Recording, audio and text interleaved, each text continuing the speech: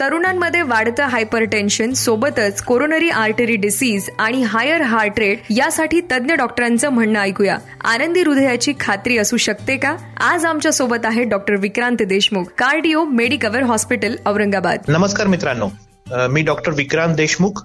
Sir, hypertension म्हणजे नेमकं काय आणि त्या व्यक्तीला हायपरटेन्शन आहे असा निष्कर्ष केव्हा काढायचा? तर रक्तदाबाची नॉर्मल मर्यादा जी आहे ती 120 सिस्टॉलिक म्हणजे वरचा बीपी आणि 80 डायस्टॉलिक म्हणजे खालचा बीपी अशी आहे.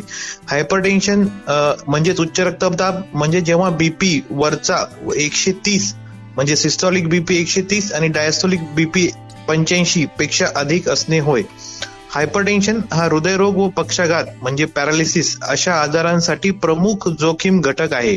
याला सायलेंट किलर असंही म्हटले जाते कारण याची कोणतीही लक्षणे बहुतांश पेशंटमध्ये जाणवत नाही. उच्च रक्तदाबामध्ये हृदयगती प्रासंगिकता काय आहे? तर वाढलेला हार्ट रेट हा उच्च रक्तदाबासाठी एक जोखीम घटक मानला जातो आणि ज्या पेशंटला बीपी आहे त्या पेशंटचा हार्ट रेट जर जास्त असेल तर त्याला हृदयरोग होण्याचा धोका अधिक प्रमाणात असतो. त्यामुळे आपला हार्ट रेट तपासून तो नॉर्मल करणे महत्वाचे आहे. रुग्णाने औषधांसोबत कोणती खबरदारी घ्यायला हवी? औषधांशिवाय पुढील उपाययोजना या उच्च रक्तदाब नियंत्रित करण्यासाठी महत्वाच्या आहेत, जसे की आहार नियंत्रित करणे. यामध्ये सर्वात महत्वाचे आहे की मिठाचे सेवन कमी करणे. दुसरा, नियमित व्यायाम करणे 30 ते 45 मिनिटे. तसेच आपला स्ट्रेस रिलीफ करण्यासाठी योगा व मेडिटेशन या पर्यायांचा वापर केल्याने आपले उच्च रक्तदाब लवकर नियंत्रित करण्यास मदत होते.